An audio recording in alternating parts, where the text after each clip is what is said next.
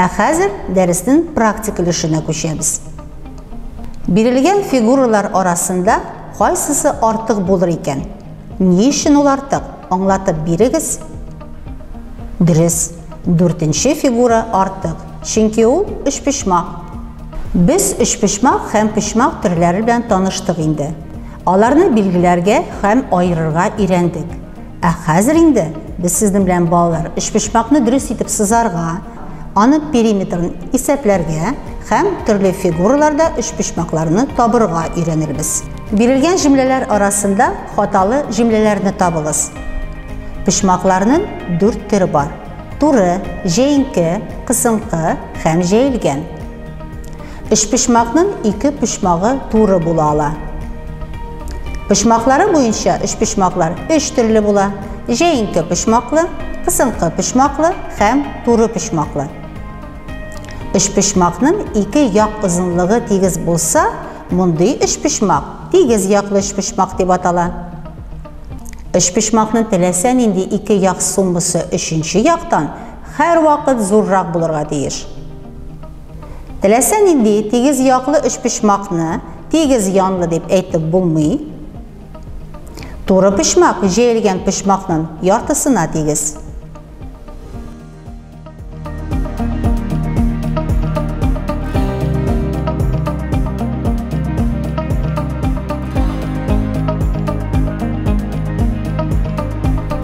Хәзер үзегезне тикшереп карагыз.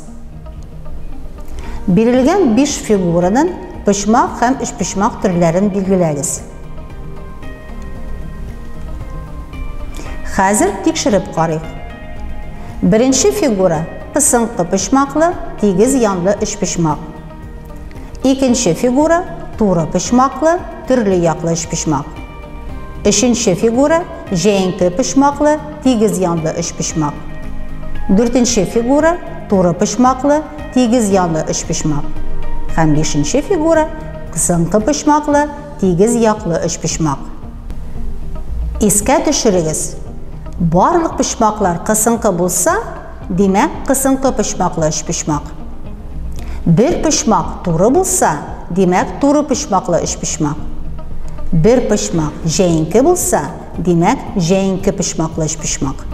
Бирелгән өчпочмакларны якларының озынлыклары буенча 3 төркемгә бүлеп карагыз. Таблицага тиешле саннарны языгыз. Аннары үзегезне тикшерегез. 4нче, 5нче һәм 6нче номерлы өчпочмаклар төрле яклы. 1нче, 2нче һәм 3нче номерлы өчпочмаклар тигез янлы. 7нче, 8нче һәм 9нче номерлы өчпочмаклар тигез яклы.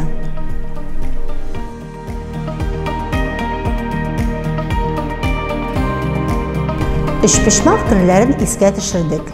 Хәзер бирелгән рәсемдә ничә почмак булуын санап карыйбыз. Рәсемдә 6 почмак бар. AOB, AOC, COB, AOK, BOK, COK почмаклары. Милли татар ашамлыгын һәр кеше белә. Ничә өчпочмак булуын син фигурадан эзлә. Бу 2 фигурада ничә өчпочмак булуын санап алыгыз. Беренче фигурада 7 өчпочмак, икенчесендә 13 өчпочмак бар. Хәзер әйдәгез, мәсьәләләр өстендә эшләп алабыз. Беренче мәсьәләдә һәр фигура нинди тимер чыбыктан ясалган икәнлеген карыйбыз. Һәр өчпочмакның периметрын табыгыз. Бу өчпочмакларның төрләрен әйтегез.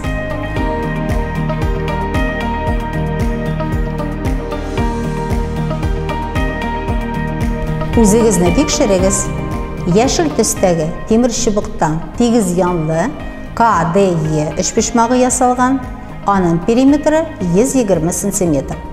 Кызыл төстәге тимер чыбыктан тигез яклы ABC өчпочмагы ясалган, аның периметры 90 см.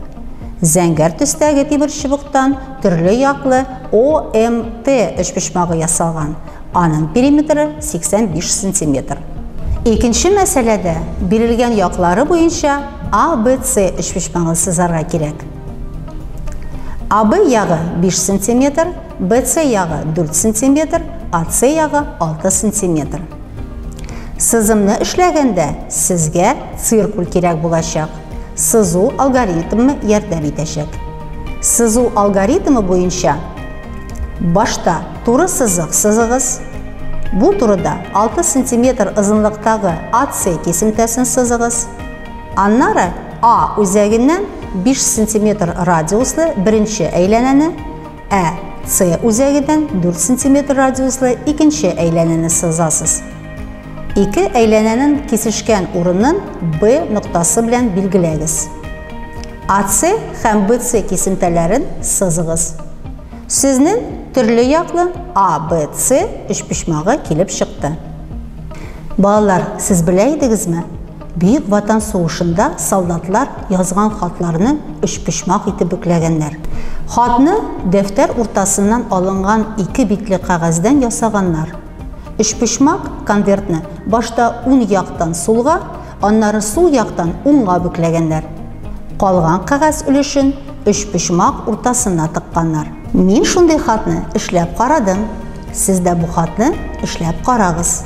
A4 форматындагы кагаздан башта өчпочмаклы хатны бүкләгез, аннары ачыгыз. Ничә өчпочмак килеп чыгуын санагыз.